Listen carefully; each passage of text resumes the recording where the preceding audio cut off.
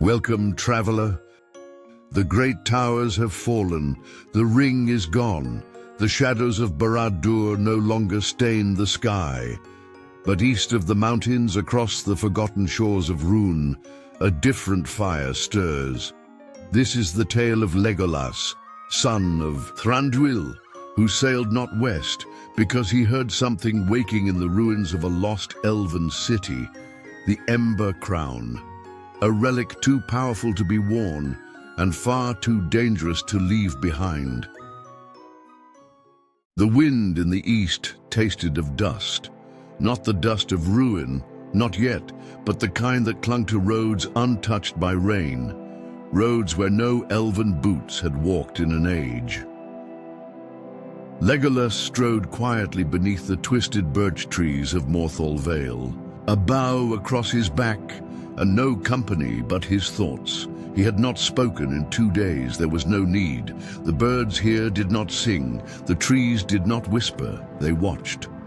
He crouched atop a low ridge, peering down toward the red rock basin beyond. Below lay Rhovenar, a half-forgotten ruin from the days when the elves still walked this land freely. Now, it was little more than broken columns, partially buried by time. But smoke rose from one corner, fresh. Legolas drew an arrow. He moved like mist, quick, quiet, and nearly unseen. At the edge of the ruin, he found a corpse, an Easterling, throat cut, boots burned as if he'd walked through flame. Beside the body, a sigil carved into stone, an open flame within a broken crown. Legolas frowned. "I am close," he murmured. He didn't get far before the ambush came. It started with a snapped twig, too deliberate to be animal. Then a rush of motion from the left. Legolas turned. Drew fired. The arrow struck dirt. He rolled behind a crumbling pillar. From the shadows came a low voice. "Didn't expect you to be so fast, elf." She stepped out, young, sharp-eyed, clad in moss-dyed leather, 2 blades on her hips. "Elweniel," she said, "scout of Lorien, and you're not welcome here." Legolas lowered his bow but didn't put it away. "This is not Lothlorien."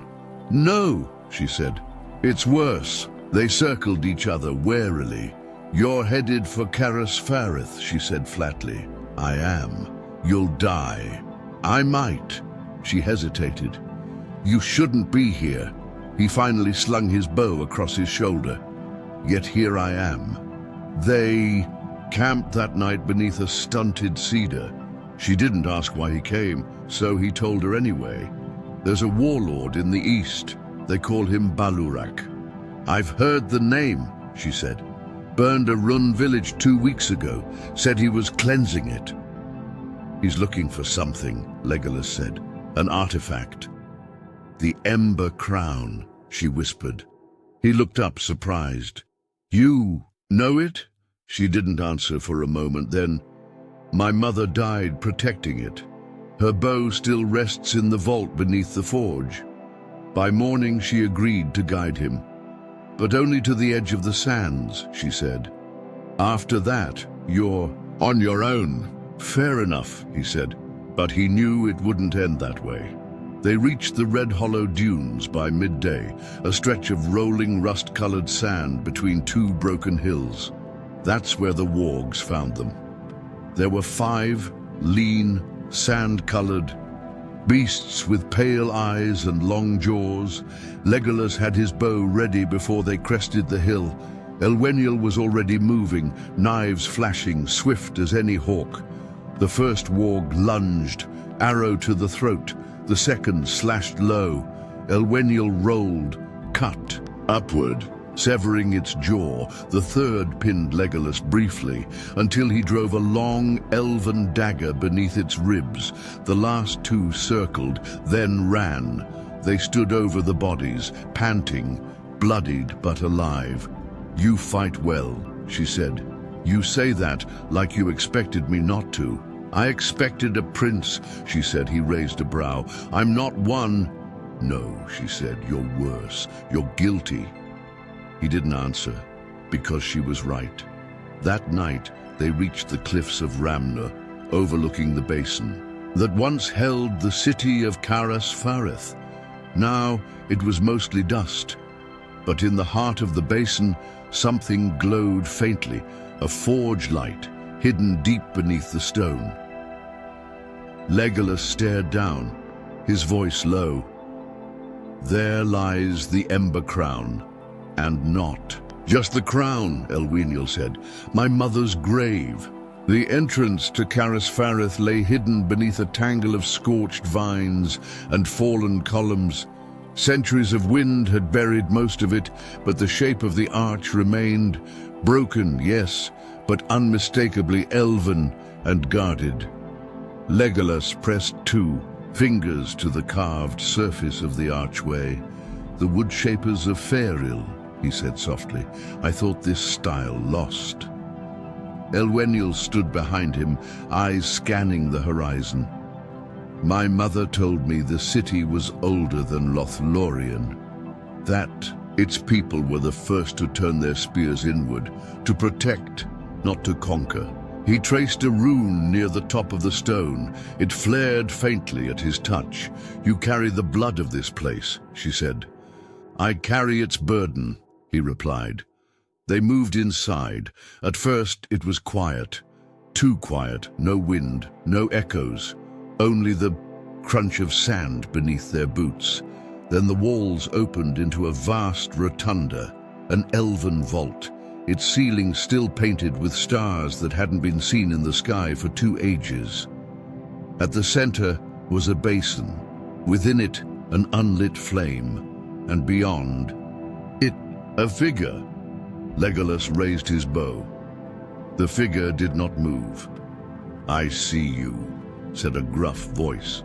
From the shadows stepped a dwarf, short, broad, with a beard of dark copper and a mailed fist gripping a war axe. Lower your pointy stick, elf, he said, or I'll show you how Erebor teaches courtesy. Elweniel stepped forward. Who are you? Name's Brogri, son of Borin. I was sent by King Thorin Stonehelm. Your king made a request. Thranduil made no request, Legolas said. No, Brogri said. He made a debt. They lowered weapons, slowly. Elweniel muttered, this is getting crowded. Brogri explained. The dwarves of Erebor had heard whispers of something stirring in the east. Fire, war beasts, something old. Thranduil sent a sealed letter honoring a forgotten alliance forged after the War of the Ring. I drew the short stone, Brogri said, grinning. Figured I'd die quick. Instead, I found this. He led them down a side corridor, past tapestries now dust, past halls full of cracked statues and carved stone beasts, to a forge still burning. It shouldn't be lit, Elweniel whispered.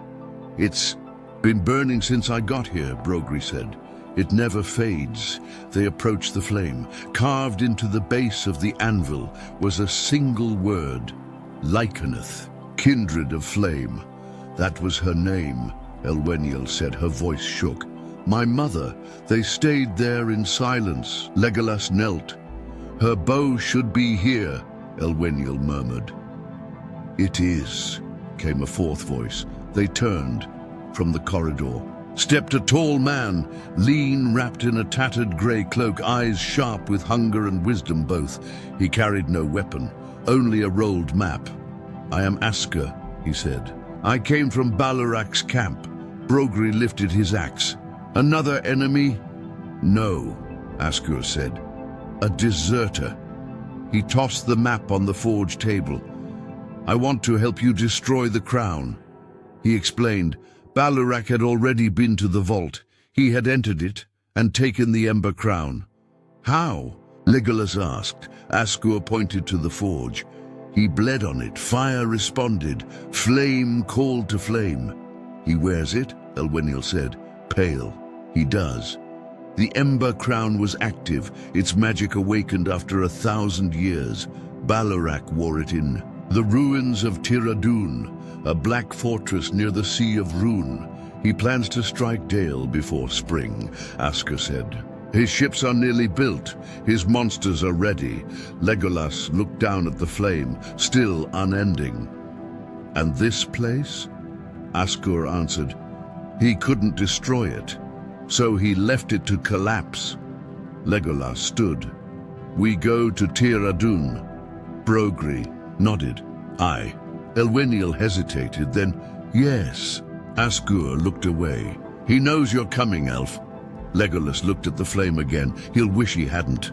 They left Caras Farith before dawn. The wind had changed overnight. It blew west now, as if warning them not to go farther. But Legolas did not turn back. None of them did. The path to Tir Adun wound along the crumbling southern edge of the Sea of Rune.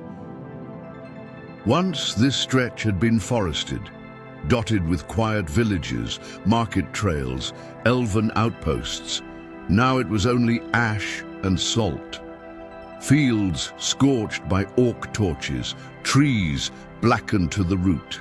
Footprints that never reached their destination. They moved quickly and quietly, Elweniel scouting ahead, Brogri scanning for traps, and Asker guiding them along paths only a traitor would know. Legolas said little, but he listened. To the way. The ground groaned beneath them, to the creaking in Asker's voice when he spoke of Balurak, and to the rhythm of something distant, pounding like a forge hammer against stone. They found the first sign of what the Ember Crown had done at Baragran's Hollow. An Easterling village, now dead, but not empty. The houses stood untouched, but every doorway had been scorched with the mark of flame. Inside one, Elweniel found a cradle, burnt through. In another, Brogri stepped on something that cracked. Not wood, a child's bones. They gathered near a central well. I don't see blood, Elweniel whispered. No, said Asker, because they didn't fight. He looked down. They followed him willingly. They made camp that night beneath a ruined watchtower.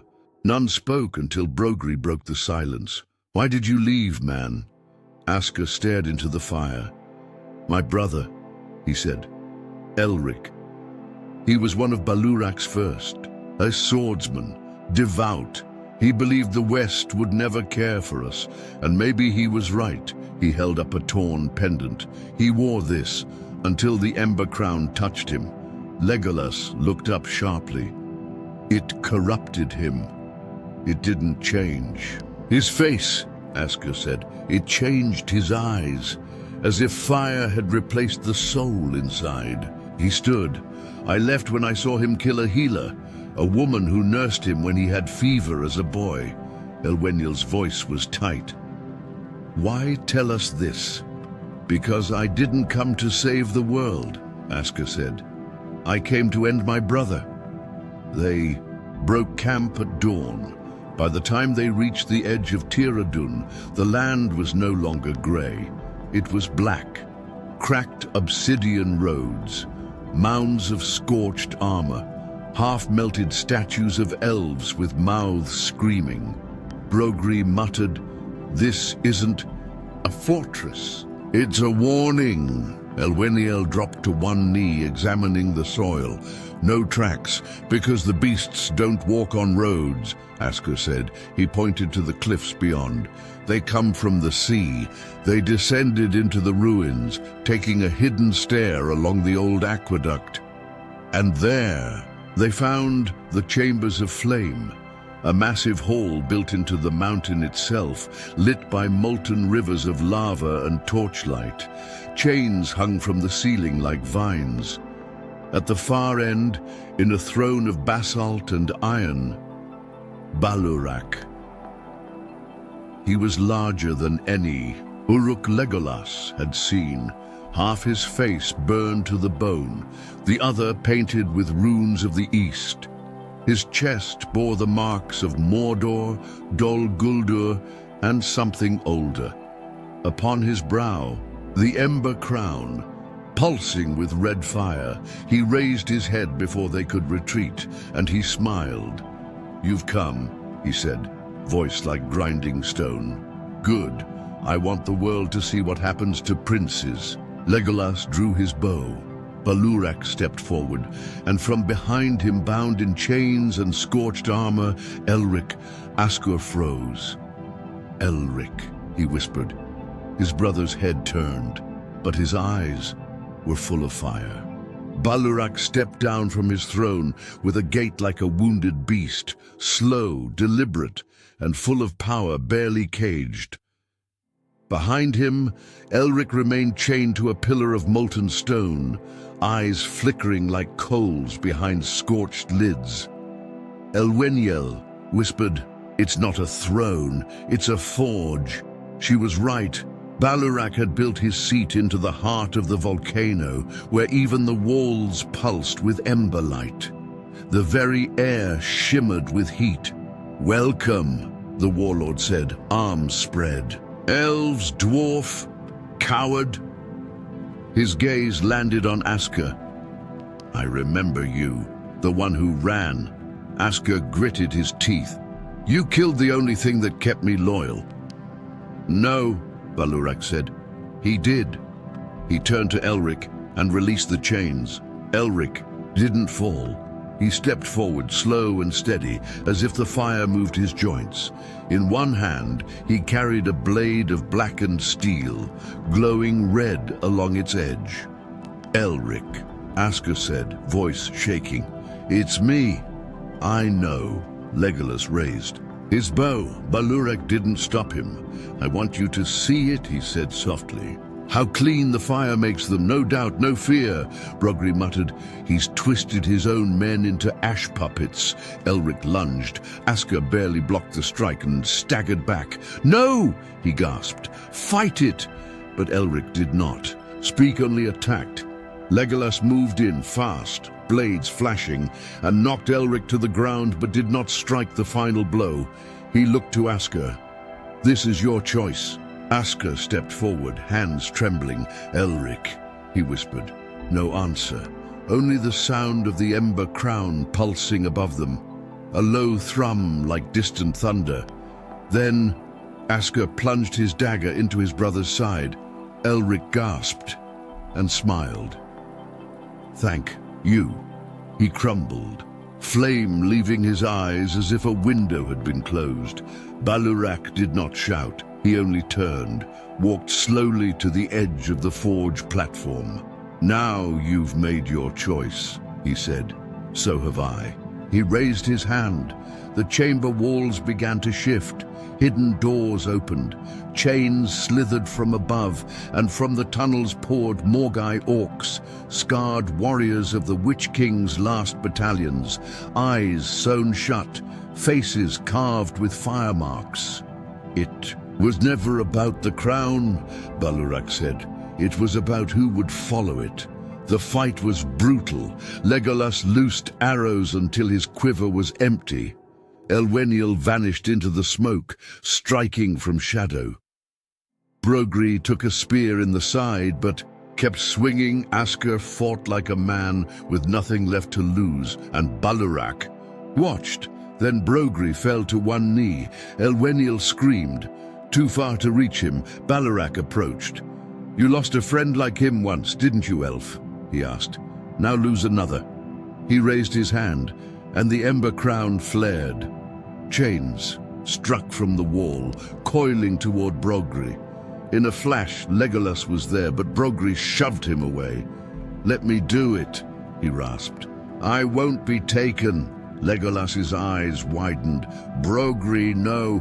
Too late. Brogri reached for the anvil and placed the crown upon his own head. The forge screamed. The crown glowed white, and Brogri, even as fire took him, turned to Balurak. "Not yours." He grabbed the warlord and dragged him bodily into the molten pit. They fell together, dwarf, orc, flame-bound. The crown slipped from his head mid-fall, struck the anvil, and shattered. Silence. Then the chamber groaned. The roof cracked. Elweniel grabbed Legolas's arm. "We have to go." They ran. The forge chamber cracked and split behind them, as if the mountain itself were crying out. The air filled with ash, hot wind, and the distant groan of stone giving way. Legolas pushed Elweniel ahead as the tunnel narrowed. Askur staggered. Behind them, coughing blood, one arm limp, no one spoke. There was no time, only fire, only memory. They burst into the night like arrows through the skin of the earth, emerging into the shattered courtyard above Tir Adun. The sky was streaked with red and gold, not from sunset, but from the forge beneath them dying. The Ember Crown was gone. Brogri was gone, so was Balurak, but none of it felt like victory. They collapsed at the edge of the cliffs, the sea of ruin roaring below. Elweniel fell to her knees, shaking, her blade still slick with blood. Askur sat, breath shallow, staring at the sky. Legolas did not speak. He walked to the edge and looked back. There, in the last light of the forge fire, he saw the throne, now crumbled, and beside it a single stone, untouched by ruin. Upon it the dwarvish rune for honor. Brogri had carved it before he fell. Legolas sank to one knee. His voice was barely a whisper. Gimli. He would have liked him. They buried nothing. There were no bodies to recover, no stones to lift, only ashes and memories. That night, Elweniel sat beside the fire without speaking. Finally she asked, "Did you ever think about sailing?" Legolas looked into the flames, yes. And now he was quiet for a long time, then, "No." Askur stirred in his sleep, muttering. He dreamed of his brother, not in flames, but beside a river, before all of this. Elweniel pulled her mother's bow from her pack, ran her fingers along the wood, whispered a name. Legolas watched them both. He had come east to destroy a weapon. Instead, he had found people worth dying for, and fire that remembered how to protect. They left Tir Adun at dawn. The fortress had burned through the night, not in bright roaring flame, but in the slow smolder of something finally released. The black stone cracked, and the glow beneath it dimmed. Where once Balurak ruled, only ruin remained. Legolas, Elweniel, and Askur traveled west again, their packs light and their steps slower than before. They did not speak of Brogri. They did not need to. In the low hills near the Sea of Rune, they passed a field of reeds. There, Legolas paused. He knelt and took from his pouch a single shard of the Ember Crown, dark, dull, no longer pulsing. He pressed it into the earth, covered it with his hand, and whispered a few words in Quenya. For what was broken, stay buried. For what was burned, be at peace. Askur left them at the crossing near the old trade road. No promises, no goodbyes. He simply said, "If ever you find a place without fire, let me know." Then walked east, where no one would know his name. Elweniel and Legolas reached the greenwood. In the final days of autumn, gold leaves carpeted the forest floor, and the trees whispered like old friends. She stopped at the border, turned to him. "This is where I go." He nodded. "There's a hall for your mother," he said. "In Caras, Farath. I saw her name carved there." She smiled, not brightly, but with the kind of light that stays, then disappeared into the trees. Legolas walked on alone, to Erin Lasgalen, to the palace of his father, now still and silent. He passed through the familiar gates, past the carvings of stags and stars, and found his room untouched, dusty but waiting. On his table, a scroll, A message from the havens. The ships were sailing. Círdan waited. His place was ready. He took the scroll, held it over the fire, watched it burn. Then he took his blade, laid it across the stone, turned to the window and spoke, not loudly, but with certainty. Tell the trees I'm not coming home just yet. There's still light in this world, and I'll guard it as long as I breathe. And so the tale fades. The crown is shattered. The forge is cold, but not all fire is ruin. Some flames light the path. Some remember the names of those who fell. Brogri, Elric, names not sung in halls, but carved into silence. And Legolas? He did not sail, because in the lands that still sleep beneath ash and root, there is light worth guarding. Sleep well, traveler. Let the wind carry you west tonight. But remember, not all heroes leave. Some stay and burn for the rest of us. Traveler, you may close your eyes now and go to rest. But before you do, please consider subscribing for more Middle-earth fan stories.